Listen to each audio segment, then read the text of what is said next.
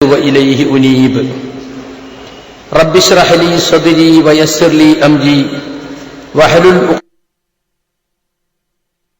عقدة من لساني يفقهوا قولي. പ്രിയമുള്ള സഹോദരി സഹോദരന്മാരെ, അല്ലാഹുവിന്റെ നിയമനിർദ്ദേശങ്ങൾ സൂക്ഷിക്കണമെന്ന് ഒരിക്കൽ കൂടി ഓർമ്മപ്പെടുത്തുകയാണ്. ഞാൻ പറഞ്ഞു വന്ന വിഷയത്തിന്റെ ഒരു പൂർത്തീകരണത്തിനു ശേഷം നമുക്ക് ശിർക്കാരോപണവുമായി ബന്ധപ്പെട്ട ക്ലിപ്പുകളും വിശദീകരണങ്ങളും ഇവിടെ അവതരിപ്പിക്കേണ്ടതുണ്ട്. ഞാനായിട്ട് പാലക്കാട് ജില്ലയിൽ പ്രശ്നമുണ്ടാക്കി എന്ന് പറയാൻ ഒരു ന്യായവും ഇല്ല എന്ന് ഈ വിശദീകരണത്തിൽ നിന്ന് നിങ്ങൾക്ക് മനസ്സിലായിട്ടുണ്ടാവും.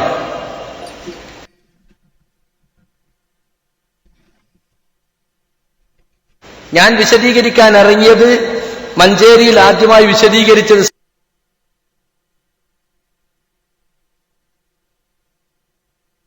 സെപ്റ്റംബർ 8-നാണ്. എനിക്ക് ഷോക്കോസ് നോട്ടീസ് നൽകിയത്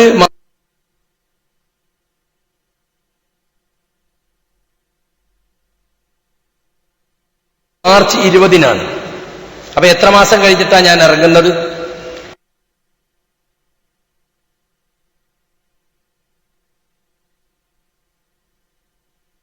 എന്തെല്ലാം സ്റ്റെപ്പുകൾ സംഘടനയിൽ നിൽക്കാൻ വേണ്ടി ഞാൻ സ്വീകരിച്ചു.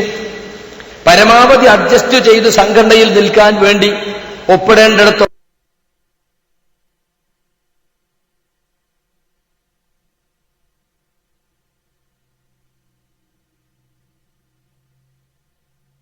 ഒക്കെ എനിക്കിഷ്ടമില്ലാഞ്ഞിട്ടും ഒപ്പിട്ടു. ചർച്ചയ്ക്ക് വിളിച്ചിടത്തൊക്കെ ചെന്നു.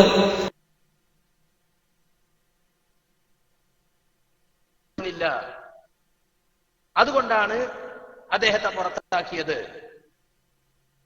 ജിന്നുകളോട് പ്രാർത്ഥിക്കുന്നതും സഹായം തേടുന്നതും ശിർക്ക് തന്നെ. അങ്ങനെ പരമാവധി വിട്ടുവീഴ്ച ചെയ്ത് സംഘടനയുടെ കൂടെ നിൽക്കാൻ കൗൺസിലിന്റെ അന്ന് എപിക്ക് കൊണ്ടുപോയി കൊടുത്ത കത്തിൽ ഒരിക്കലും തന്നെ ഞാൻ മാത്രമല്ല, സംഘടനയാണ് യഥാർത്ഥത്തിൽ ഇവിടെ ആളുകൾക്കിടയിൽ അവഹേളിക്കപ്പെടുന്നത്. അതുകൊണ്ട് മുജാഹിദ് പ്രസ്ഥാനത്തിൽ ആർക്കും അങ്ങനെയൊരു വാദമില്ല എന്ന കാര്യം സംഘടന തന്നെ ഒരു നിഷേധക്കുറിപ്പിലൂടെ വ്യക്തമാക്കണം എന്ന് ഞാൻ എപിക്ക് കൊടുത്ത കത്തിൽ ആവശ്യപ്പെടുകയും ചെയ്തിട്ടുണ്ടായിരുന്നു.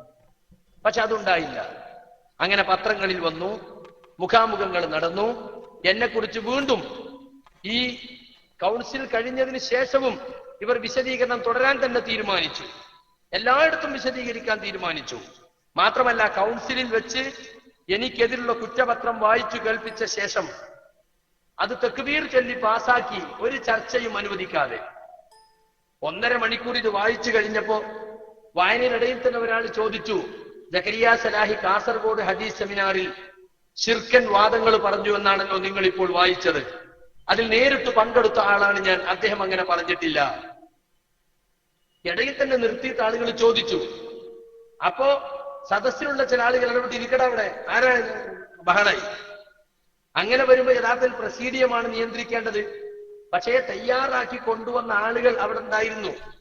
എന്നിട്ട് ഇടയിൽ ടിപി കയറിയിട്ട് പറയാണ്, നിങ്ങൾ ആരും ബഹളം വെക്കരുത്, നിങ്ങൾ സംസാരിക്കേണ്ട സമയമാകുമ്പോ ഞാൻ പറയും.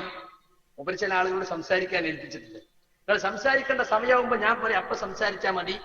ചില ആളുകൾ ഇത് കലക്കണം എന്നുള്ള ഉദ്ദേശത്തിൽ വന്നിട്ടുണ്ടാവും, അത് നിങ്ങൾ ശ്രദ്ധിക്കണം എന്നൊക്കെ പറഞ്ഞ് തിരഞ്ഞ ഒരു ഗ്രൂപ്പ് നേതാവിന്റെ ശൈലിയിലാണ് ടിപി അന്ന് സംസാരിച്ചത്. ഇത് മാത്രല്ല, ഇത് കഴിഞ്ഞപ്പോ അബ്ദുറഹ്മാൻ സലഫിയുടെ വായന കഴിഞ്ഞപ്പോ തന്നെ ഇവിടെ ഒരു ചർച്ചയില്ല, ഇവിടെ തീരുമാനമെടുത്തിട്ടത് നിങ്ങൾ അറിയിക്കുകയാണ് എന്നാണ് ടിപി പറഞ്ഞത്. അപ്പോ മഞ്ചേരിയിൽ നിന്ന് വന്നൊരു പ്രവർത്തകൻ ചോദിച്ചു, സർ ചർച്ചയില്ലേ? ഇല്ല, ചർച്ചയില്ല എന്നാണ് പറഞ്ഞത്. ചില ആളുകൾ ചർച്ചയ്ക്ക് വേണ്ടി മുന്നോട്ട് ചെന്നു, ഇല്ല ചർച്ചയില്ല എന്ന് പറഞ്ഞു. എന്നിട്ട് പിന്നെ ടിപി പ്രസംഗിക്കുകയാണ്, ജക്കരിയ സലാഹിയുടെ ആശയവുമായി അതേ ശൈലിയിൽ ഈ സംഘടനയിൽ ആര് തുടരുന്നുണ്ടെങ്കിലും അവരുടെയും ഗതി ഇതായിരിക്കും, അവർക്കും ആ വഴിക്ക് പോകാം. അല്ലാഹു അക്ബർ. ഖുറാഫികളെ മുഖാമുഖം മാതിരി തക്ബീർ. അത് കഴിഞ്ഞ് വീണ്ടും ടിപി പറയാണ്, ഈ തീരുമാനം ഈ കൗൺസിലിന്റെ പൂർണ്ണമായ അംഗീകാരമുള്ളതായി അറിയിക്കുന്നു. അപ്പോഴും അല്ലാഹു അക്ബർ. വീണ്ടും പറയാ, ഇത് കേരളത്തിൽ എവിടെയാണോ വിശദീകരിക്കേണ്ടത് അവിടെ വിശദീകരിക്കാൻ KNM ഉം KG യും തയ്യാറാണ്, യാതൊരു സംശയവും വേണ്ട. അല്ലാഹു അക്ബർ. അവ ചർച്ച അനുവദിക്കാതെ അദ്ദേഹം തയ്യാറാക്കി കൊണ്ടുവന്ന ചില തക്ബീർ തൊഴിലാളികളെ കൊണ്ട് തക്ബീർ വിളിപ്പിച്ചിട്ട് പാസ്സാക്കരുത്. ഒരു ചർച്ച അനുവദിച്ചില്ല. നമ്മുടെ കൗൺസിലിന്റെ പേരെന്താ അറിയോ? ആലോചനാ സഭ.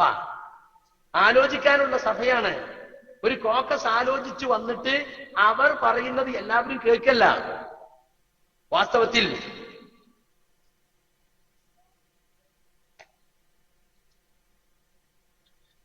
അങ്ങനെയല്ലല്ലോ വേണ്ടത്. ചർച്ച ചെയ്യണ്ടേ? വലിയ കോളിളക്കം സൃഷ്ടിച്ചൊരു വിഷയമാണിത്. 1.5 മണിക്കൂർ കുറ്റപത്രം വായിച്ച് കേൾപ്പിച്ചപ്പോ എനിക്ക് പറയാനുള്ളത് പറഞ്ഞ ആ കത്ത് അവിടെ വായിക്കുക. അല്ലെങ്കിൽ ഇത് ചർച്ച എന്നൊരു അജണ്ട തന്നെ വെച്ചിട്ടില്ല. പിന്നെ എന്തിനാ ആലോചനാ സഭ? ആ സർക്കുലർ അയച്ചു കൊടുത്താൽ പോലെ. ആളുകൾ എന്തിനാ കോഴിക്കോട്ടേക്ക് വിളിച്ചത്? മണ്ഡലം കമ്മിറ്റിക്കും ശാഖാ കമ്മിറ്റിക്കും അയക്കാൻ എന്നെ പുറത്താക്കിയെന്നറിയിക്കുന്ന സർക്കുലർ അയച്ചു കൊടുക്കാനാണെങ്കിൽ പിന്നെ ആലോചനാ സഭ കൗൺസിൽ വിളിക്കേണ്ട ആവശ്യമുണ്ടോ സുഹൃത്തുക്കളെ? ഞാൻ പറഞ്ഞു വരുന്നത്, ചില ആളുകൾ ചോദിക്കുന്നുണ്ടല്ലോ, എന്താ കൗൺസിലിൽ ആരും പ്രതികരിക്കാറുണ്ട്? എല്ലാവരും അബ്ദുറഹ്മാൻ സൽഫി പറഞ്ഞാൽ വിഴുങ്ങുകയാണോ? നിങ്ങൾ അവരോട് തിരിച്ചു ചോദിക്കണം, അവിടെ ചർച്ച എന്നൊരു അജണ്ട ഉണ്ടായിരുന്നോ? മാത്രമല്ല, ഈ കൗൺസിലർമാരൊക്കെ എങ്ങനെ വന്നവരാ? തനിച്ച ഗ്രൂപ്പ് പ്രവർത്തനത്തിലൂടെ വന്നവരാ.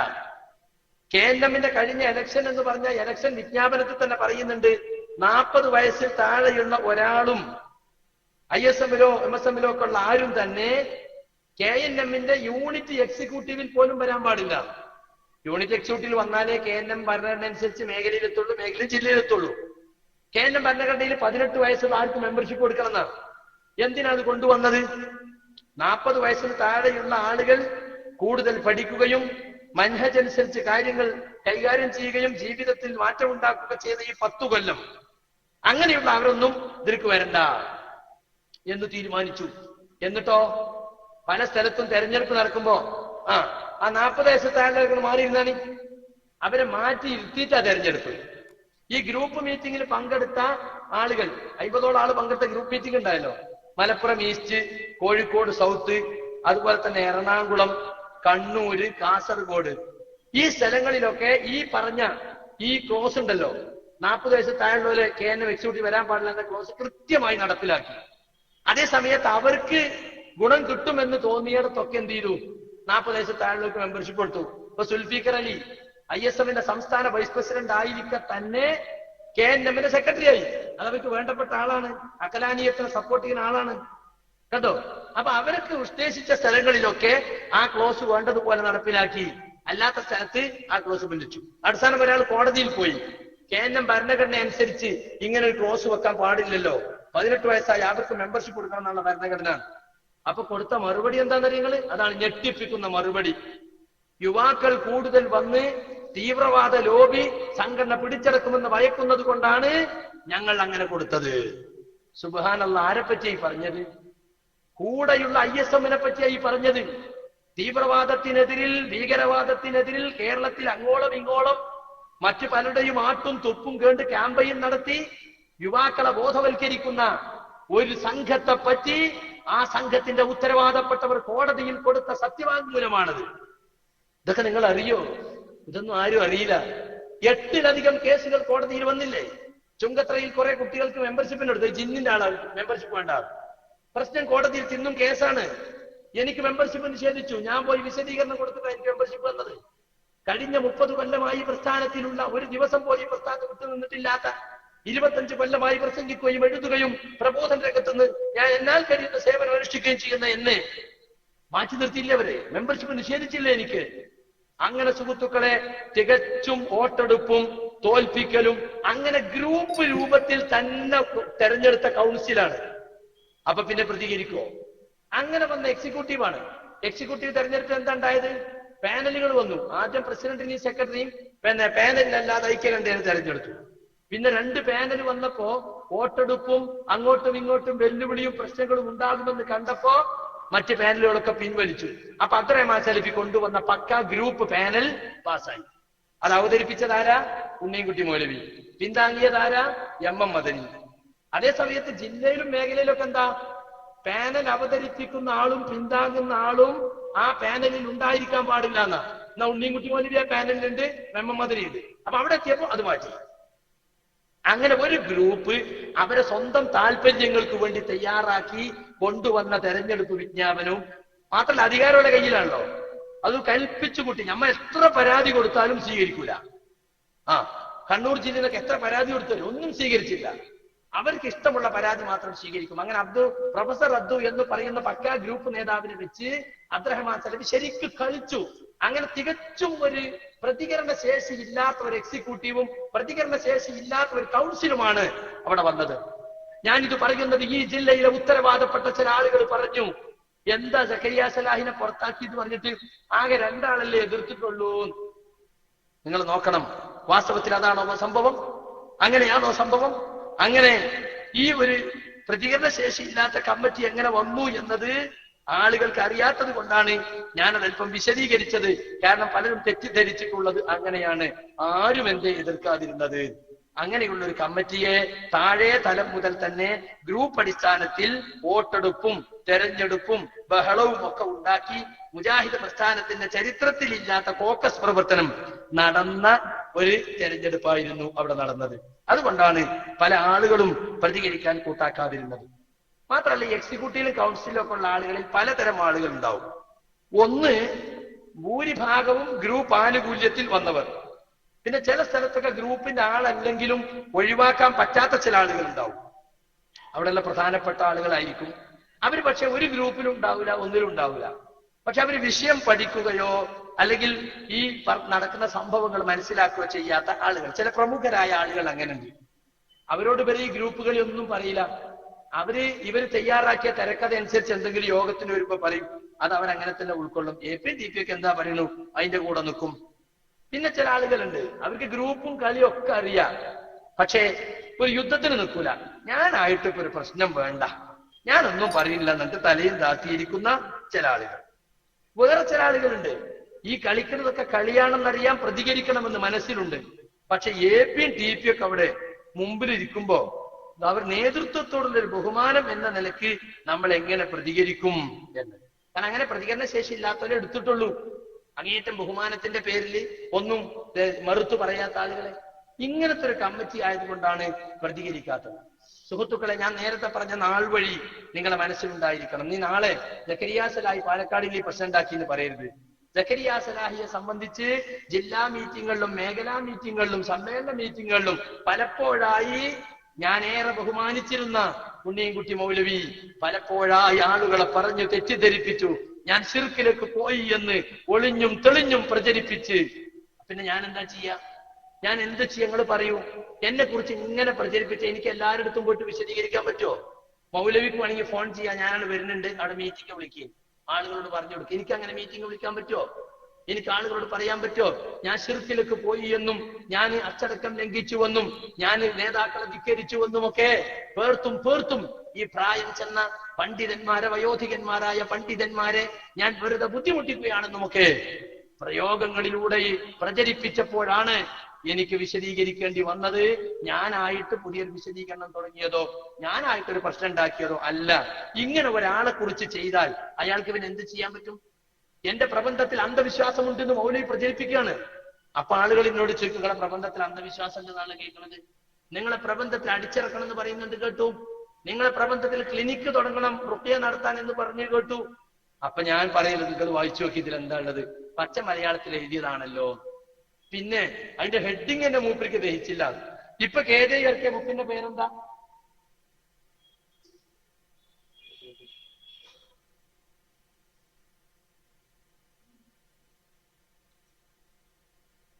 ഇതോ, ജിന്ന് പിശാജ് റുഖ്യ ശർഇയ്യ. ഇതിപ്പോ എന്താ മൗലവി കേൾക്കുക? ഇതിപ്പോ KJ ഇറക്കിയ, KJന്റെ പേരിൽ സ്വതന്ത്ര കമ്മിറ്റി ഇറക്കിയതാണല്ലോ. ഇതോടെ പ്രചരിപ്പിക്കണില്ലേ? അപ്പൊ ആ വിഷയത്തിൽ ബുക്ക് എഴുതുമ്പോ അതന്നെയല്ലേ ഹെഡിങ് കൊടുക്കുക? അപ്പൊ ഇതൊന്നും മുസ്ലിമീങ്ങൾക്ക് ആവശ്യമില്ലാത്ത വിഷയമാണെങ്കിൽ എന്തിനാണ് ഈ പുസ്തകം ഇറക്കിയത്? ഇപ്പോ ജിന്നു ബാധയുണ്ട്, ജിന്ന് കൂടും, ജിന്ന് ശരീരത്തിൽ പ്രവേശിക്കും എന്ന് വ്യക്തമായി ഈ പുസ്തകത്തിൽ പറഞ്ഞിട്ടുണ്ട്. ഇതിന്റെ 30-31 പേജിൽ പറഞ്ഞിട്ടുണ്ട്. സൂറത്തുൽ ബഖറയിൽ ആയത്ത് ഉദ്ധരിച്ചുകൊണ്ട്, അല്ലദീന യഅകുലൂന റിബ ലാ യഖൂമൂന ഇല്ലാ കമാ യഖൂമു അല്ലദീ യതഖബ്ബതു ശൈത്താനു മിനൽ മസ്സി. പലിശ തിന്നുന്നവൻ നാളെ എഴുന്നേറ്റ് വരുന്നത് പിശാച് മറിച്ചു വീഴ്ത്തി ബാധ മൂലം പിശാച് മറിച്ചു വീഴ്ത്തിയവൻ എഴുന്നേറ്റ് വരുന്നത് പോലെയായിരിക്കും എന്ന് ഖുർആനിൽ ആയത്ത് ഉദ്ധരിച്ചിട്ടുണ്ട്. മാത്രമല്ല, ഞാൻ ജമിയത്തിന് കൊടുത്ത പ്രബന്ധത്തിൽ പറഞ്ഞിട്ടുണ്ട്, മുസ്ലിമീങ്ങളുടെ ഇമാമുകളിൽ ആരും തന്നെ ജിന്ന് മനുഷ്യ ശരീരത്തിൽ പ്രവേശിപ്പിക്കും എന്നതിനെ എതിർക്കുന്നില്ല, നിഷേധിച്ചിട്ടില്ല. മാത്രമല്ല, അഹ്ലുസുന്നത്തിന്റെ ഇമാമുകൾക്കിടയിൽ ഇത്തിഫാഖുള്ള ഏകാഭിപ്രായമുള്ള വിഷയമാണ് ജിന്ന് മനുഷ്യരത്തിൽ പ്രവേശിക്കുമെന്നത്. പിന്നെ പി എൻ അബ്ദുൽ ലത്തീഫ് മൗലവിയുടെ നേതൃത്വത്തിൽ ഞങ്ങളെടുത്ത തീരുമാനം, 10ഓളം പ്രബോധകന്മാരും പണ്ഡിതന്മാരും എടുത്ത തീരുമാനം, അതിൽ പറഞ്ഞിട്ടുണ്ട് പല കാരണങ്ങളാലും രോഗമുണ്ടാകുന്നത് പോലെ ജിന്നുബാധ മൂലവും രോഗമുണ്ടാകാം. അതിൽ അബ്ദുറഹ്മാൻ സലഫി ഒപ്പിട്ടുണ്ട്, ഞാൻ ഒപ്പിട്ടിട്ടുണ്ട്, അതുപോലെ അബൂബക്കർ സലഫി ഒപ്പിട്ടുണ്ട്, അനസും അനീഫി ഒപ്പിട്ടിട്ടുണ്ട്. അപ്പൊ പല കാരണങ്ങളാൽ രോഗമുണ്ടാകുന്നത് ജിന്നുബാധ മൂലം രോഗമുണ്ടാകാം. അപ്പൊ ജിന്നുബാധയുണ്ട്, അതുമൂലം രോഗമുണ്ടാകും, ജിന്ന് ശരീരത്തിൽ പ്രവേശിക്കുമെന്നൊക്കെ ഇത് നമ്മൾ മുമ്പേ പഠിപ്പിച്ചിട്ടുള്ളതാണ്. ഹുസൈൻ മടമ്പൂരും കൂട്ടരും ഇതിനെ നിഷേധിച്ചപ്പോ നമ്മൾ ആ ലഘുലേഖയിൽ അതിന് മറുപടി കൊടുത്തു. കാരണം 2001 ഇറങ്ങിയിട്ടുള്ള ശബാബിൽ CM മൗലവിയുടെ ലേഖനം അന്ധവിശ്വാസങ്ങളുടെ ലോകം എന്ന് പറയുന്ന ഒരു പുസ്തകമായി ഇപ്പോൾ യുവത ഇറക്കിയിട്ടുണ്ട്. അതിൽ പറഞ്ഞിട്ടുണ്ട് മനുഷ്യരത്തിൽ പിശാച് പ്രവേശിക്കും, വിഭ്രാന്തി, ഉന്മാദം പോലെയുള്ള വ്യാധികൾ, പല രോഗങ്ങൾ അതുമൂലം ഉണ്ടാകുമെന്ന്. അങ്ങനെ പിശാച് ശരീരത്തിൽ പ്രവേശിച്ചാൽ തനിക്ക് വശമില്ലാത്ത ഭാഷകൾ സംസാരിക്കുക, ഭൂതകാല കാര്യങ്ങൾ പറയുക, രൗദ്രമായി പെരുമാറുക, പ്രത്യേക ചേഷ്ടകൾ കാണിക്കുക, ഇതൊക്കെ അവർ ചെയ്യുമെന്ന് പറഞ്ഞിട്ടുണ്ട്. ശബാബ് ഉദ്ധരിച്ച് നമ്മൾ മറുപടി കൊടുത്തു. അതുപോലെ തന്നെ സുഹൃത്തുക്കളെ, നിങ്ങൾ നോക്ക്, റസൂലുള്ളാഹിക്ക് സിഹിർ ബാധിച്ചതിനെ സംബന്ധിച്ച് അത് നമ്മൾ പറഞ്ഞു. റസൂലുള്ളാഹിക്ക് സിഹിർ ബാധിച്ചത് ശബാബിൽ വന്നതാണ്. സംഘടന പിളർന്നനുസരിച്ച് 2004 വന്നു, 2005 വന്നു. അത് ദഈഫായ ഹദീസല്ല, അത് സ്വീകരിക്കണം, അത് ഖുർആനിനെതിരല്ല. ഇങ്ങനെ നമ്മൾ പറഞ്ഞിട്ടുള്ള കാര്യങ്ങൾ ഇപ്പൊ KGRK പുസ്തകത്തിൽ സിഹിറിന് ഹഖീഖത്തുണ്ട്, എല്ലാ യൂണിറ്റിലേക്കും സർക്കുലർ വന്നില്ലേ? മുസ്ലിമീങ്ങൾക്ക് ആവശ്യമില്ലാത്ത വിഷയമാണെങ്കിൽ എന്തുകൊണ്ടിത്? സുഹൃത്തുക്കളെ, ഒരുപാട് ആളുകൾ ശിർക്ക് ബിദ്അത്ത് ഖുറാഫാത്തിലേക്ക് പോകുന്നത് ഈ ജിന്ന് പിശാച് വിഷയത്തിന്റെ മറപിടിച്ചാണ്. അവർക്ക് വിഷയം മനസ്സിലാകാത്തത് കൊണ്ടാണ്. അതുകൊണ്ട് ഇങ്ങനെയുള്ള വിഷയങ്ങളൊക്കെ നമ്മുടെ പ്രസ്ഥാനത്തിലേക്ക് കൊണ്ടുവന്നത് ഹുസൈൻ മടവൂരും കൂട്ടരുമാണ്. അതുകൊണ്ടാണ് നമ്മൾ അത് ചർച്ച ചെയ്തത്. അവരുടെ പ്രസംഗങ്ങളും ലേഖനങ്ങളും കേട്ട് തെറ്റിദ്ധരിച്ച ആളുകൾക്ക് പ്രമാണങ്ങളുടെ വെളിച്ചത്തിൽ കാര്യങ്ങൾ വിശദീകരിച്ചു കൊടുക്കേണ്ടത് നമ്മുടെ കടമയായി നമ്മൾ കാണുന്നത് കൊണ്ടാണ് ഈ വിഷയം നമ്മൾ ചർച്ചക്കെടുത്തത്. അങ്ങനെയാണ് അത് വിശദീകരിക്കേണ്ടി വന്നത്. അപ്പോ ഞാനൊരു മര്യാദയും ലംഘിച്ചിട്ടില്ല, ഞാനായിട്ടൊരു പ്രശ്നവും ഉണ്ടാക്കിയിട്ടില്ല. ഞാൻ ഇത്രയും വിശദീകരിച്ച് പറയാൻ കാരണം, ജക്കരിയ സലാഹി വിശദീകരിച്ചിട്ട് പാലക്കാട് ഒരു പുതിയ പ്രശ്നം തുടങ്ങി, അതുകൊണ്ട് നമ്മൾ മറുപടി പറയേണ്ടി വന്നു എന്ന് പറയേണ്ട. ഉണ്ണിയും കുട്ടി മൗലവി യോഗങ്ങളിലൂടെ പറഞ്ഞ് കാതുകളിൽ നിന്ന് കാതുകളിലേക്ക് പറഞ്ഞ് ആളുകളെ തെറ്റിദ്ധരിപ്പിച്ച് ഞാനൊരു ശിർക്കിലേക്ക് പോയി എന്ന് ധരിപ്പിച്ചിട്ടുണ്ട്. അതിനുവേണ്ടി മൗലവി ഉപയോഗിച്ച എന്താണെന്നറിയോ? 23 നടപടിക്രമങ്ങൾ. എന്നെ തിരുത്താൻ വേണ്ടി 6 കൊല്ലമായി ഞാൻ ശിർക്കിലായിരുന്നു. ആ ശിർക്കിലേക്ക് പോയ എന്നെ തിരുത്താൻ വേണ്ടി സംഘടന സ്വീകരിച്ചിട്ടുള്ള നടപടിക്രമങ്ങൾ. വാസ്തവത്തിൽ സുഹൃത്തുക്കളെ, ഞാൻ ചെയ്യാത്ത പറയാത്ത കുറ്റങ്ങളാണ് അതിൽ എന്റെ പേരിൽ പറഞ്ഞിട്ടുള്ളത്. ഞാൻ ഓതി വെച്ച ആയത്തുകൾ ശ്രദ്ധിച്ചോ? വല്ലദീന യുഊദൂനൽ മുഅ്മിനീന വൽ മുഅ്മിനാത്തി ബിഗൈരി മുക്തസബു.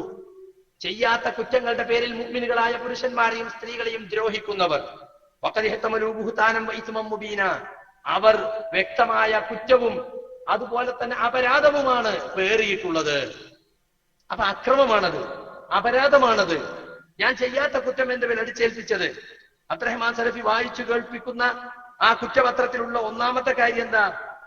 സാധാരണക്കാർക്കിടയിൽ ആശയക്കുഴപ്പമുണ്ടാക്കുന്ന രൂപത്തിൽ ജനങ്ങളോട് പറയരുത് എന്ന് പറഞ്ഞു.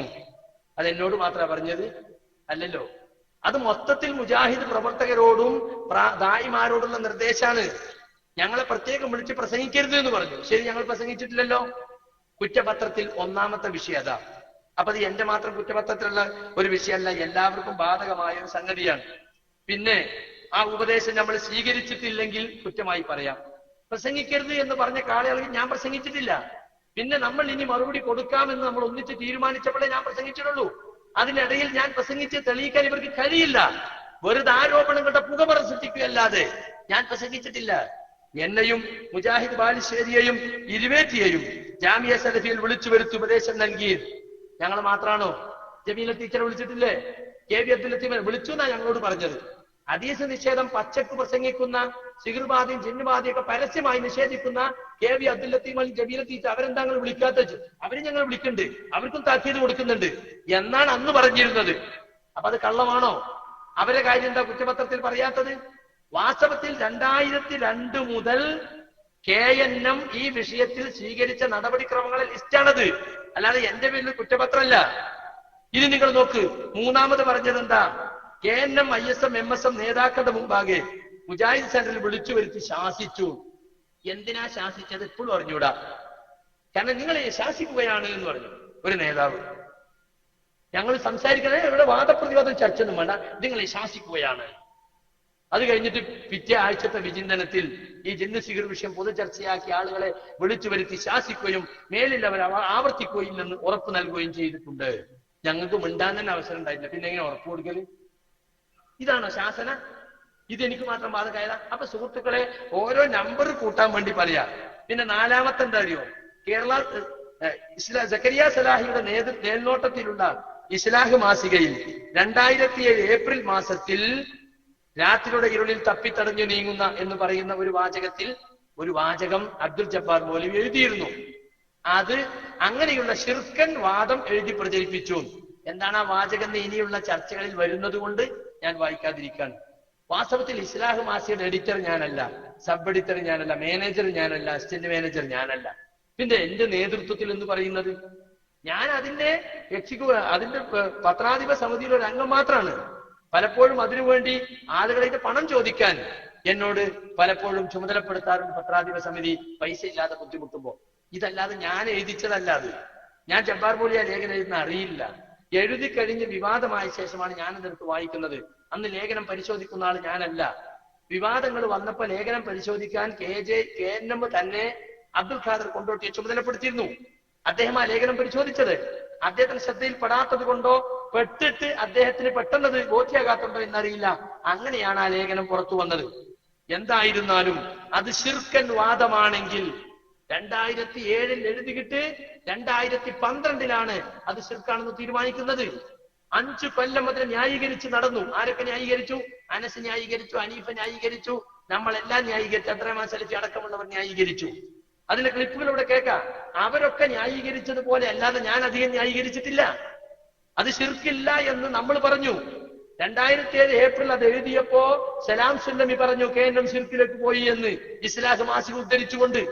അപ്പൊ നമ്മളെല്ലാം ഒരുമിച്ച് മറുപടി കൊടുത്തു, അതിൽ ശിർക്കില്ല. യാ ഇബാദല്ലാഹ് അഈനൂനി എന്ന ഹദീസിന്റെ ആ ആശയം മാത്രമേ അതിലുള്ളൂ, അതിൽ ശിർക്കില്ല. ആ ഹദീസ് മൗലവി ഉദ്ധരിച്ചിട്ടില്ലെങ്കിലും ആ ഹദീസിൽ പറഞ്ഞ തത്വമാണ് അതിലുള്ളത്. ഇവിടെ എന്റെ ശബ്ദം കേൾക്കുന്ന പരിധിയിൽ, അപ്പൊ വിജനമായ സ്ഥലത്ത് വെച്ചിട്ട് ശബ്ദം കേൾക്കുന്ന പരിധിയിൽ അവിടെ ഒരു ജിന്നോ മലക്കോ ഉണ്ടാകാം എന്ന നിലക്ക് യാ ഇബാദല്ലാഹ്, അള്ളാന്റെ അടിമകളെ എന്ന് വിളിച്ചു പറയുന്നതാണ്. അത് പ്രാർത്ഥനയല്ല. പക്ഷെ അങ്ങനെ ഒരു മാതൃക ഇസ്ലാമിലുണ്ടോ? ഇല്ല. ഒരു ജനപ്രദേശത്ത് യാ ഇബാദല്ലാഹ് എന്ന് വിളിക്കാൻ പാടില്ല, യാ അള്ളാന്നാ വിളിക്കേണ്ടത്. കാരണം എന്താ? അത് ഹദീസ് ദുർബലമാണ്, തെളിവിന് കൊള്ളാത്ത ഹദീസാണ്.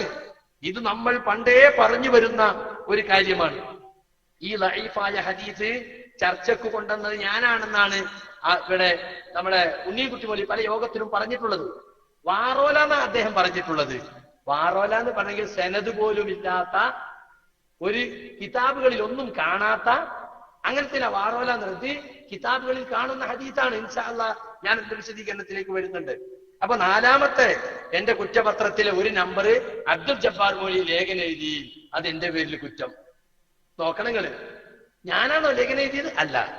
ഞാൻ എഴുതിച്ചതാണോ? അതുമല്ല. പിന്നെ എന്തിനാ എന്റെ പേരിൽ കുറ്റം? വേറെന്തെങ്കിലും കുറ്റം വേണ്ടേ?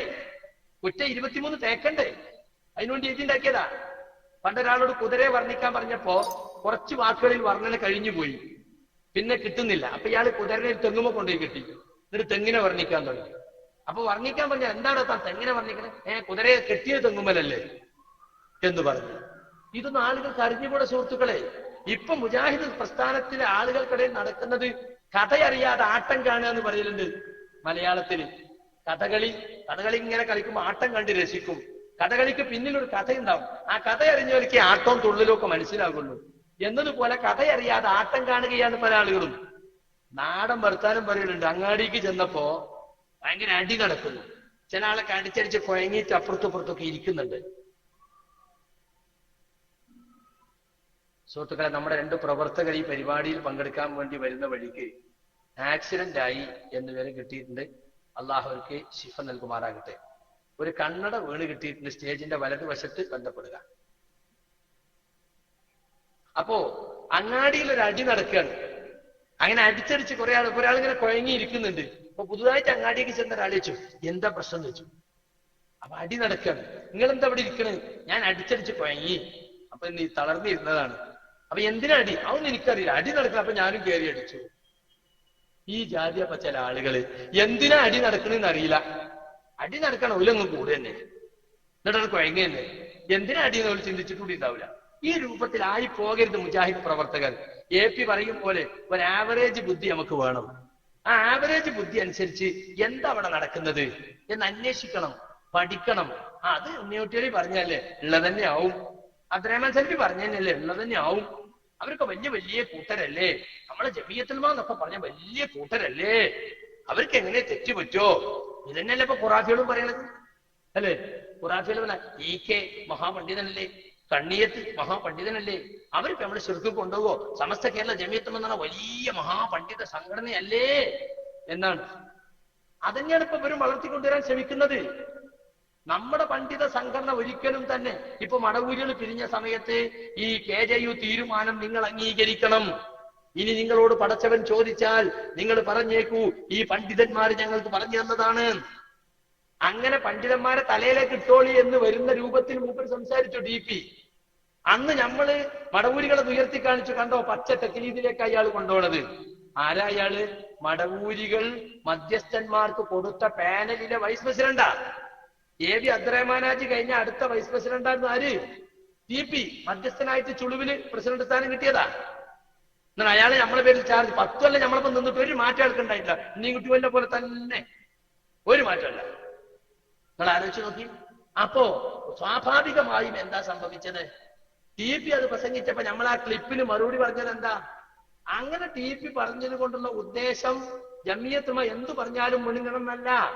പ്രമാണങ്ങൾ അടിസ്ഥാനത്തിലാണ് തീരുമാനമെടുത്തതെങ്കിൽ ഏത് ആയത്തിന്റെ അടിസ്ഥാനത്തിൽ, ഏത് ഹദീസിന്റെ അടിസ്ഥാനത്തിൽ എന്ന് ജമിയത്ത് ഉലമ പറഞ്ഞു തരും. എന്നാലേ ഞങ്ങൾ സ്വീകരിക്കുള്ളൂ. അതല്ലാത്തൊരു തഖലീദ് ഞങ്ങൾക്കില്ല എന്നാണ് നമ്മൾ മറുപടി കൊടുത്തത് അല്ലേ? അപ്പൊ തഖലീദ് ഈ പ്രസ്ഥാനത്തിൽ ഇല്ല. എനിക്ക് പറയാനുള്ളത്, നിങ്ങൾ എന്നെയും തഖലീദ് ചെയ്യരുത്. സക്കരിയ സലാഹിയുടെ ഫാൻസ് ആണ് പരിപാടി സംഘടിപ്പിക്കുന്നത്. ഞാൻ അങ്ങനെ ഫാൻസ് ഉണ്ടാക്കി നടക്കല്ലേ. ഈ പറഞ്ഞ ആളുകളൊന്നും ഞാൻ ക്ഷണിച്ചിട്ട് വന്നതല്ല. ഞാൻ ഈ പരിപാടിക്കൂടെ 2-3 ആളെ വിളിച്ചിരിക്കുന്നു. വളരെ തെറ്റിദ്ധാരണ എന്നെ പറ്റിണ്ടെന്ന് അറിഞ്ഞോട്ടോ ഞാൻ വിശദീകരിക്കുന്നുണ്ട്. നിങ്ങൾ വന്ന് കേൾക്കും. നിങ്ങൾ ഞാൻ പറയുന്നത് കേട്ടിട്ടില്ലല്ലോ. ഞാൻ ശിർക്കിലേക്ക് പോയി നിങ്ങൾ വിശ്വസിച്ച് കുത്തിരിക്കല്ലേ. ഞാനുമായുള്ള ബന്ധത്തിനടിസ്ഥാനത്തിൽ എന്നെ വിളിച്ച് ചോദിച്ചിട്ടില്ലല്ലോ. ഞാൻ വിശദീകരിച്ച് കേട്ടിട്ടില്ല. ഒന്ന് വന്ന് കേൾക്കി എന്ന് പറഞ്ഞ 2-3 ആളെ ഞാൻ ആകെ വിളിച്ചിട്ടു. ബാക്കി ഉള്ളവരൊക്കെ ഈ ആദർശത്തെ കുറിച്ച് മനസ്സിലാക്കാൻ വേണ്ടി വന്നവരവരൊക്കെ നമ്മളെ സപ്പോർട്ട് ചെയ്ത ആളുകളെന്ന് നമുക്ക് അഭിപ്രായമല്ല. സംഘടനയുടെ മുഴുവൻ സംവിധാനങ്ങളും ഉപയോഗിച്ച് മിമ്പറിൽ നിർബന്ധിച്ച് പറയിപ്പിച്ച് അതുപോലെ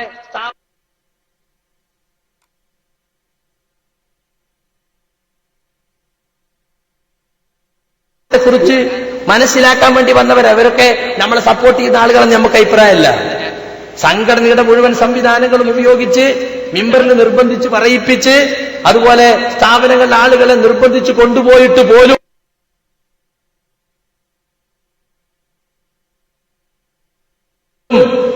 ഈ കോക്കസിന്റെ പരിപാടിക്ക് ആള് വരുന്നില്ല. അവരെ ഇരട്ടിക്കിരട്ടി ആളുകൾ നമ്മുടെ പരിപാടിയിൽ വരുന്നു. എന്താ കാരണം? എന്നെ പ്രൊമോട്ട് ചെയ്യാൻ വരുന്നതല്ല, അങ്ങനെയുള്ള വിശ്വസിക്കുന്ന വിഡ്ഢിയുമല്ല ഞാൻ.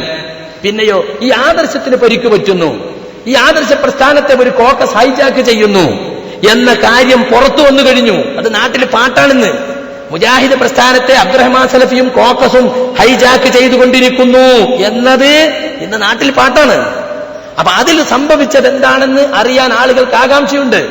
ഈ പ്രസ്ഥാനം, തൗഹീദ് പ്രസ്ഥാനം തകരരുത്, ശിർക്ക് വിദ്അത്തുകൾക്കെതിരെയുള്ള ഈ കൂട്ടായ്മ ഇവിടെ നിലനിൽക്കണമെന്ന് ആഗ്രഹിക്കുന്ന പൊതുജനങ്ങൾ ഈ പരിപാടി കേൾക്കാൻ വേണ്ടി വരികയാണ്. എന്താ സംഭവിച്ചതെന്ന് അവർ മനസ്സിലാക്കാൻ ശ്രമിക്കുകയാണ്. അതുകൊണ്ട് സുഹൃത്തുക്കളെ, പങ്കെടുത്ത ആളുകളിൽ പലതരത്തിലുള്ള ആളുകളുണ്ട്. അവരോട് എനിക്ക് പറയാനുള്ളത്, എന്റെ പേരിലുള്ള കുറ്റപത്രത്തിന്റെ സ്ഥിതി ഇതാണ്. ഇല്ലാത്തത് എന്റെ പേരിൽ ആരോപിച്ചിരിക്കുക. ഇനി കേട്ടോളൂ, 5ാമത്തെ കുറ്റപത്രത്തിൽ 5ാം നമ്പർ എന്താ അറിയോ? ഹുസൈൻ സലഫി, അനസ് മുസ്ലിയാർ, അബ്ദുറഹ്മാൻ സലഫി എന്നിവർ അബ്ദുൽ ജബ്ബാർ മൗലവിയോട് തിരുത്താൻ ആവശ്യപ്പെട്ടു. അങ്ങനെ അനസ് മൗലവിയും മറ്റും ചേർന്ന് എഴുതിയ കുറിപ്പ് പ്രസിദ്ധീകരിക്കാതെ നീട്ടിക്കൊണ്ടുപോയി. പിന്നെ ജനുവരിയിൽ പ്രസിദ്ധീകരിച്ചു, 5-8 മാസം കഴിഞ്ഞിട്ട്. അതും എന്റെ കുറ്റം. ഞാനെന്ത് പേച്ചയില്? നിങ്ങൾ അതിന്റെ എഡിറ്ററായ കരുവമ്പയിലെ വിളിച്ച് ചോദിച്ചോളി. ഡിസംബർ കഴിഞ്ഞിട്ടാണ് കുറിപ്പ് കിട്ടിയത്, ഡിസംബറിലൊക്കെ ഇറങ്ങിയിട്ട്. അപ്പൊ ജനുവരി ലക്കത്തിൽ കൊടുത്തു. അതെന്റെ കുറ്റാണോ? മാത്രല്ല അത് തിരുത്തല്ല, വിശദീകരണമാണ്. അനസ് മൗലവി തന്നെ ബഹ്റൈനിൽ പറഞ്ഞ ക്ലിപ്പ് 8 മാസം മുമ്പ് പറഞ്ഞ് നമ്മളെ കയ്യിലുണ്ട്. ഇത് മാത്രല്ല, ആ തിരുത്ത് പ്രസിദ്ധീകരിക്കാൻ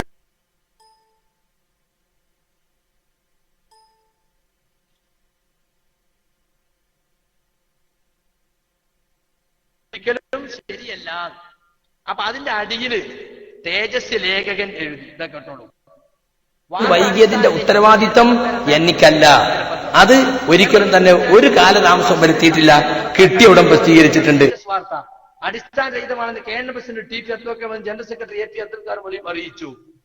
അതിന്റെ അടിയിൽ തന്നെ ലേഖകന്റെ വിശദീകരണം. കോഴിക്കോട് KNMന്റെ 2 പ്രഭാഷകരെ 2 മാസം പൊതുപരിപാടിയിൽ നിന്ന് മാറ്റി നിർത്താനും പിന്നീട് നീക്കം ചെയ്യാനും തീരുമാനിച്ചുവെന്ന വാർത്ത വിശ്വസനീയ കേന്ദ്രത്തിൽ നിന്ന് ലഭിച്ചതാണ്.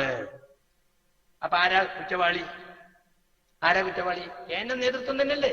ഇന്ന് വരെ അവിടുന്ന് അവർക്ക് വാർത്ത കിട്ടിയെന്ന് തെളിയിച്ചിട്ടില്ല. കാരണം തേജസ്സുകാരന്റെയൊക്കെ മൊബൈൽ റെക്കോർഡ് ഉണ്ട്. നമ്മളെ നേതാവ് പറഞ്ഞത് 2 മാസം മാറ്റി നിർത്തും, പിന്നെ പുറത്താക്കുന്നു. ഞങ്ങളോട് ചോദിച്ചോ എന്താണ് കുറ്റമെന്ന് പറഞ്ഞില്ല. ഈ രൂപത്തിലുള്ള അനീതിയാണ് സുഹൃത്തുക്കളെ അന്ന് നടന്നത്. പിന്നെ ഇസ്ലാഹിലെ ലേഖനം എതിരാളികൾ വിഷയമാക്കിയപ്പോൾ 2010 ആഗസ്റ്റിൽ അത് തെറ്റാണെന്ന് സ്ഥാപിക്കുന്ന ലേഖനം വിചിന്തനത്തിൽ പ്രസിദ്ധീകരിച്ചു. അപ്പൊ കരുവമ്പൊയിൽ ഒരു ലേഖനം എഴുതി, അതും എന്റെ വില ചാർട്ട് ഷീറ്റ്. നിങ്ങൾ ആലോചിച്ചു, അതും ഞാനായിട്ട് എന്താ ബന്ധം? അബ്ദുൽ ജബ്ബാർ മൗലവി ലേഖനം എഴുതിയത് ഒരു നമ്പർ, കരുവമ്പൊയിൽ വേറെ ലേഖനം അത് ഒരു നമ്പർ. ഇതൊക്കെ എന്റെ ചാർട്ട് ഷീറ്റ് 23-ൽ 140. ഇങ്ങനെയാണ് സുഹൃത്തുക്കളെ 23 എണ്ണം തികച്ചിട്ടുള്ളത്. KJU പ്രബന്ധം ക്ഷണിക്കാൻ തീരുമാനിച്ചു, ഒരു നമ്പർ. അതിന്റെ കുറ്റ. പ്രബന്ധം ക്ഷണിച്ച ശേഷം ജൂറി തീരുമാനമെടുത്ത് സർക്കുലർ ഇറക്കി, അതിന്റെ കുറ്റ. നോക്കണങ്ങള്, ഇതൊക്കെ ഇപ്പൊ എന്റെ കുറ്റങ്ങള്. ഇതുപോലെ പല കാര്യങ്ങളും ആ 23 നടപടിക്രമങ്ങൾ തട്ടിപ്പാണ്. ആളുകളെ കണ്ണിൽ പൊടിക്കിടാൻ വേണ്ടി ഞാൻ 23 കുറ്റം ചെയ്തു എന്ന് വരുത്തി തീർക്കാൻ വേണ്ടിയുള്ള ഒരു ശ്രമമാണ് യഥാർത്ഥത്തിൽ നടന്നിട്ടുള്ളത് എന്ന് നിങ്ങൾ മനസ്സിലാക്കണം. പിന്നെ എന്നെ സംബന്ധിച്ച് പറഞ്ഞു പരത്തിയിട്ടുള്ള വേറെ ചില ആരോപണങ്ങളുണ്ട്. അതിനു മുമ്പ് എനിക്ക് അവിടെ പങ്കെടുത്ത നമ്മൾ ഇവിടെയുള്ള ആളുകളോട് പറയാനുള്ള ചില കാര്യങ്ങൾ. ഇവിടെ തടിച്ചുകൂടിയ ആളുകളിൽ വിവിധ തരം ആളുകളുണ്ട്. ഒന്ന് ഇതിന്റെ സംഘാടകരും വളണ്ടിയർമാരുമായ ആളുകൾ. അവർ വിഷയം മനസ്സിലാക്കിയവരാണ്. അവരോട് എനിക്ക് പറയാനുള്ളത്, ഇപ്പോൾ നിങ്ങൾ ഈ ആൾക്കൂട്ടത്തെ കാണും. ഈ ആൾക്കൂട്ടമൊന്നും നിങ്ങൾ അനുകൂലിക്കുന്നവരാണ് എന്ന് നിങ്ങൾ വിചാരിക്കരുത്.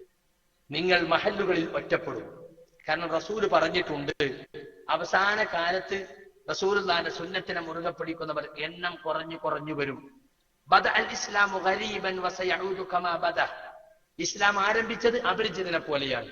ആ അപരിചിതാവസ്ഥയിലേക്ക് ഇത് മടങ്ങിപ്പോകും കേട്ടോ. അന്ന് ഈ ഇസ്ലാമിനെ കയ്യേൽക്കുന്നവർക്ക് അഭിനന്ദനങ്ങൾ.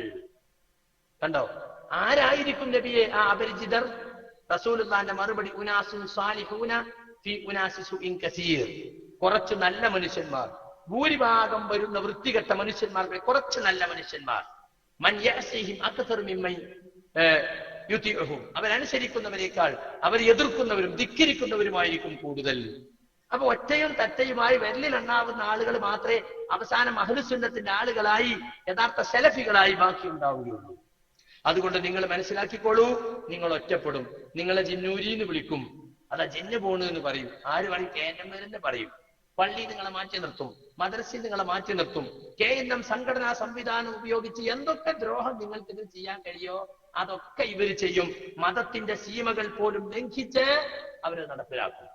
അത് ഉറപ്പിച്ചോളി എന്നാണ് ഇതിന്റെ സംഘാടകരോട് എനിക്ക് പറയാനുള്ളത്. പക്ഷെ എന്തുണ്ട്?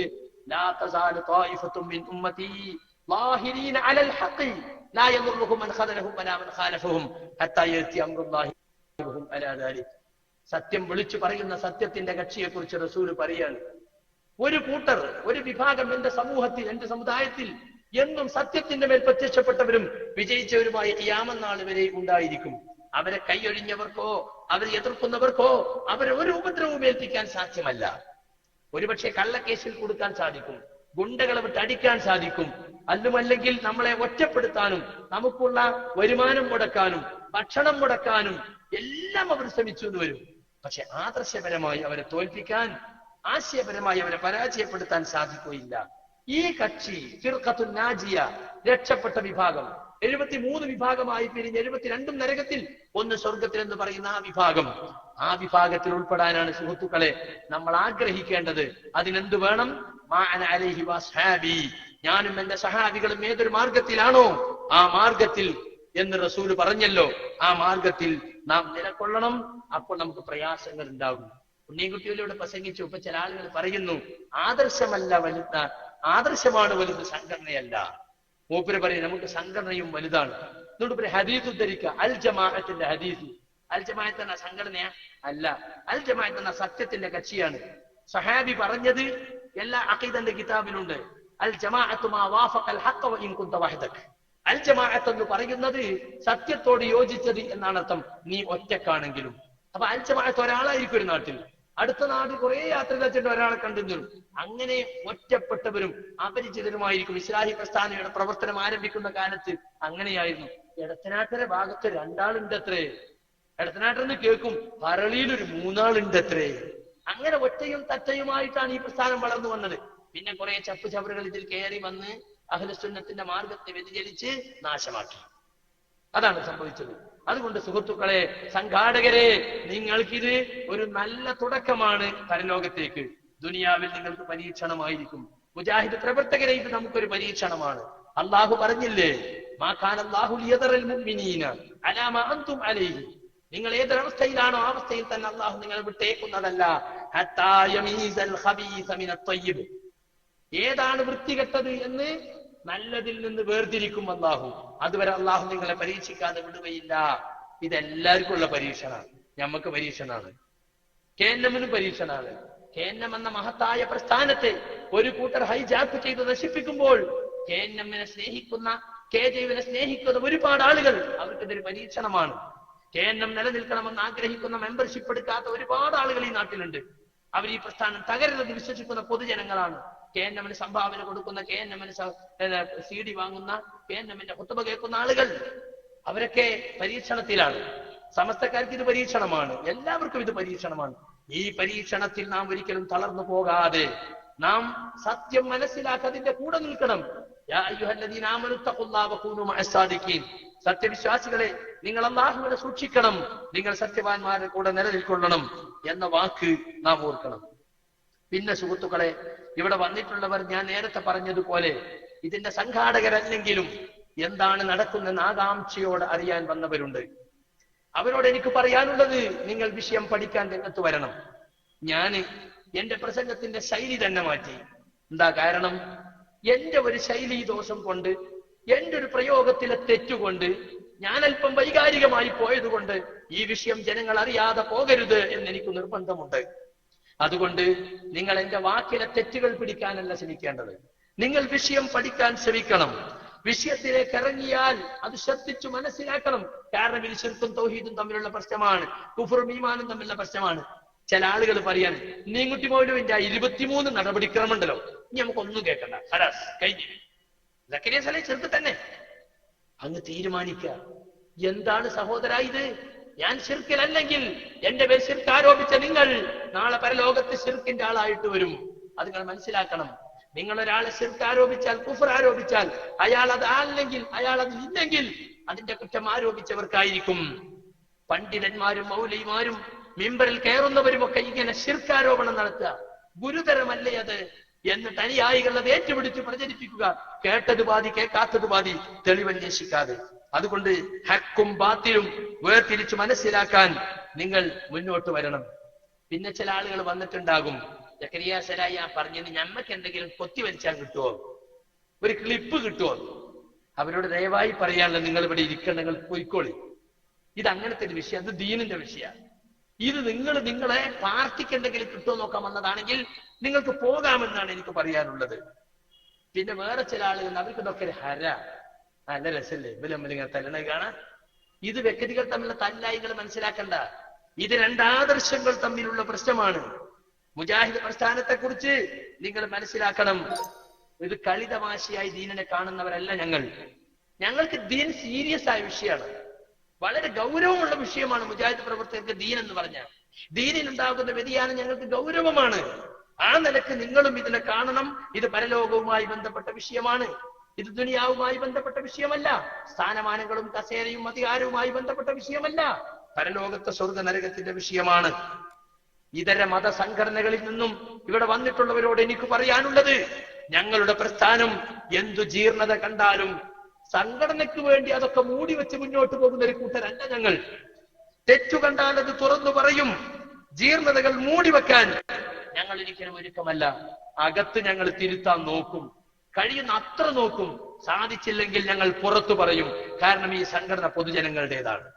ഈ സംഘടനയെ സ്നേഹിക്കുന്നവർ ഈ പ്രസ്ഥാനത്തിന് പുറത്തുണ്ട്. ഞങ്ങൾ ഇസ്ലാഹി പ്രവർത്തനം എന്ന് പറഞ്ഞ മുസ്ലിം ഉമ്മത്തില് ഞങ്ങൾക്ക് പുറത്തുള്ളവരെ മാത്രം ഇസ്ലാഹി ചെയ്യലല്ല, ശിർക്ക് ബിദ്അത്ത് ഖുറാഫാത്തുകൾ എതിർക്കൽ മാത്രമല്ല ഇസ്ലാഹ്. ഞങ്ങളുടെ അകത്തും ഞങ്ങൾ നല്ലവണ്ണം ഇസ്ലാഹ് നടത്തും. അതുകൊണ്ട് ഇതര മത സംഘടനകളിൽ നിന്ന് വന്നവരോട് എനിക്ക് പറയാനുള്ളത്, നിങ്ങൾ കാഴ്ചക്കാരായി നോക്കി നിൽക്കാതെ നിങ്ങൾ ഈ വിഷയത്തിന്റെ മർമ്മം മനസ്സിലാക്കണം. ഇതൊരു ദീനീ കാര്യമെന്ന നിലക്ക് നിങ്ങൾ മനസ്സിലാക്കണം.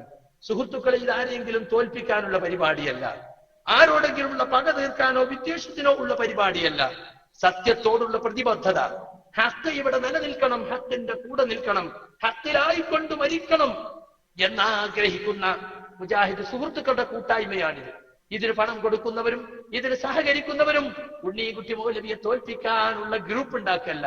അങ്ങനെ ആരെങ്കിലും ഉദ്ദേശിച്ചിട്ടുണ്ടെങ്കിൽ ഉണ്ണീൻകുട്ടി മൗലവിയോടും അദ്ദേഹത്തിന്റെ നിലപാടുകളോടും ഞങ്ങൾക്ക് എതിർപ്പുണ്ട് എന്ന് മാത്രം മനസ്സിലാക്കിയിട്ട് ആരും ഇതിൽ കൂടാൻ നിൽക്കണ്ട, അവർക്ക് പോകാം. ഇത് ഉണ്ണീൻകുട്ടി മൗലവിക്കെതിരിലുള്ള ഒരു ഗ്രൂപ്പ് പരിപാടിയല്ല. ഇത് ഹക്ക് വെളിപ്പെടണം, ഇസ്ലാഹി ആദർശം ഇവിടെ സത്യമായി പുലരണം. അതിനു വേണ്ടിയുള്ള ഒരു സംരംഭമാണെന്ന് ഞാൻ പ്രത്യേകിച്ച് ഓർമ്മപ്പെടുത്തുകയാണ്. ഇനി സുഹൃത്തുക്കളെ, ഞാൻ നിങ്ങളെ വിഷയത്തിലേക്ക് ക്ഷണിക്കുകയാണ്. ഒരു ലഈഫായ ഹദീസും കൊണ്ട് പ്രസ്ഥാനത്തെ നശിപ്പിക്കാൻ വേണ്ടി സക്കരിയ സലാഹി ഇറങ്ങിയിരിക്കുന്ന ഒരു വാറോല കൊണ്ട് എന്നാണ് ബഹുമാന്യനായ ഉണ്ണീൻകുട്ടി മൗലവി പ്രസംഗിച്ചത്. എനിക്ക് അദ്ദേഹത്തിന്റെ പേര് പറയുമ്പോൾ തന്നെ വിഷമുണ്ട്, കാരണം ഞാനും അദ്ദേഹവുമായിട്ട് അത്ര ബന്ധമായിരുന്നു. അദ്ദേഹം ചെല്ലലീരി സംഭവം അനുസ്മരിക്കുന്നുണ്ട്. 99 ഞാൻ പ്രസംഗിച്ചിടത്ത് 2 ആളുകൾ മരിച്ചു. അത് എന്റെ കുറ്റമായിരുന്നോ? അല്ല. മൗലവി തന്നെ പറയുന്നുണ്ട്, ആ പ്രസംഗം ഞാൻ കേട്ടു. AP ചോദിച്ചു, ഉണ്ണീൻകുട്ടി, അതിൽ വല്ല പ്രകോപനവും ഉണ്ടോ? ഒന്നുമില്ല, ഒരു പ്രകോപനമില്ല. അവൻ പ്രസംഗിച്ച് നമ്മുടെ ആദർശമല്ലേ? തന്നെ നമ്മുടെ ആദർശമാണ്. ഇത് ഏത് പ്രകോപനപരമായ എന്റെ പ്രസംഗമാണ് കാരണമെന്ന് പറഞ്ഞ് ആദ്യത്തെ FIR-ൽ ഞാനില്ല.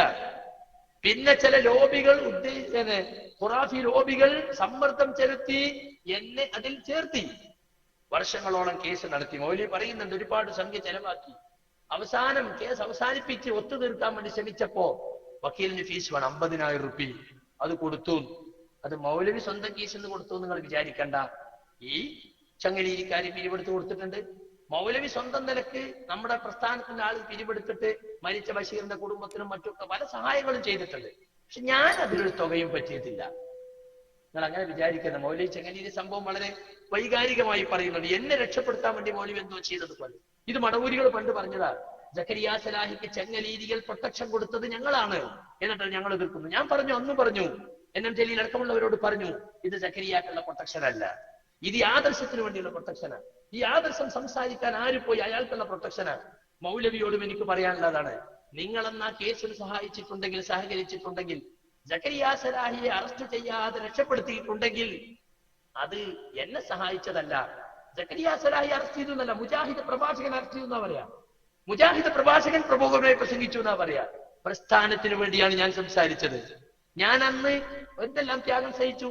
ഞാൻ അന്ന് ഒറ്റപ്പാലത്തെ കേസിന് വരുന്ന കടവത്തൂരിൽ നിന്നാണ് എന്റെ സ്വന്തം കീച്ചിൽ കാശെടുത്തിട്ട്. 3 കൊല്ലത്തോളം ശമ്പളമില്ലാത്ത കാലത്താണ് ഞാൻ ജീവിച്ചത്. അന്ന് ഞാൻ കേസിന് വരാറുണ്ട് നിത്യവും. ഞാൻ അന്ന് പൈസ വാങ്ങാറില്ലല്ലോ. വളരെ ബുദ്ധിമുട്ടിയിട്ട് ഞാൻ വന്നിരിക്കുന്നത്. ശമ്പളമില്ലാത്ത ലീവ് എടുത്ത് ഞാൻ വന്നിട്ടുണ്ട്. ഇതൊന്നും പറയാൻ വിചാരിച്ചല്ല. മൗലവി അതുവരെ ഇവിടെ എടുത്തു പറഞ്ഞത് കൊണ്ട് പറയാണ്. ചെങ്ങലീരിയിലെ കേസിൽ മൂപ്പരെ നമ്മളെ ഒരുപാട് സഹായിച്ചിട്ടുണ്ടെന്ന് വരുത്തി തീർക്കുകയാണ്. മൗലവിയോടും എനിക്ക് പറയാനുള്ളതാണ്, നിങ്ങളെന്നാ കേസിൽ സഹായിച്ചിട്ടുണ്ടെങ്കിൽ, സഹകരിച്ചിട്ടുണ്ടെങ്കിൽ, സക്കരിയ സലാഹിയെ അറസ്റ്റ് ചെയ്യാതെ രക്ഷപ്പെടുത്തിയിട്ടുണ്ടെങ്കിൽ അത് എന്നെ സഹായിച്ചതല്ല. സക്കരിയ സലാഹി അറസ്റ്റ് ചെയ്തു എന്നല്ല, മുജാഹിദ് പ്രഭാഷകൻ അറസ്റ്റ് ചെയ്തു എന്നാ പറയാ. മുജാഹിദ് പ്രഭാഷകൻ പ്രബോധനമായി പ്രസംഗിച്ചു എന്നാ പറയാ. പ്രസ്ഥാനത്തിന് വേണ്ടിയാണ് ഞാൻ സംസാരിച്ചത്. ഞാൻ അന്ന് എന്തെല്ലാം ത്യാഗം സഹിച്ചു. ഞാൻ അന്ന് ഒറ്റപ്പാലത്തെ കേസിന് വരുന്ന കടവത്തൂരിന്നാണ് എന്റെ സ്വന്തം കീച്ചെന്ന് കാശെടുത്തിട്ട് 3 കൊല്ലത്തോളം ശമ്പളമില്ലാത്ത കാലത്താണ് ഞാൻ ജീവിച്ചത്. അന്ന് ഞാൻ കേസിന് വരാറുണ്ട് നിത്യവും. ഞാൻ അതിന് പൈസ വാങ്ങാറില്ലല്ലോ. വളരെ ബുദ്ധിമുട്ടിയിട്ട് ഞാൻ ശമ്പളമില്ലാത്ത ലീവ് എടുത്ത് ഞാൻ വന്നിട്ടുണ്ട്. ഇതൊന്നും പറയാൻ വിചാരിച്ചല്ല. മൗലവി അതുവരെ ഇവിടെ എടുത്തു പറഞ്ഞതുകൊണ്ട് പറയാണ്. ചെങ്ങലീരിയിലെ കേസിൽ മൂപ്പരെ നമ്മളെ ഒരുപാട് സഹായിച്ചിട്ടുണ്ടെന്ന് വരുത്തി തീർക്കാണ്. മൗലവി ചെയ്തത് ഈ ആദർശ പ്രസ്ഥാനത്തിന് വേണ്ടിയാണ്. ഞാൻ ആദർശത്തിന്റെ ഒരു വക്താവ് മാത്രമാണ്.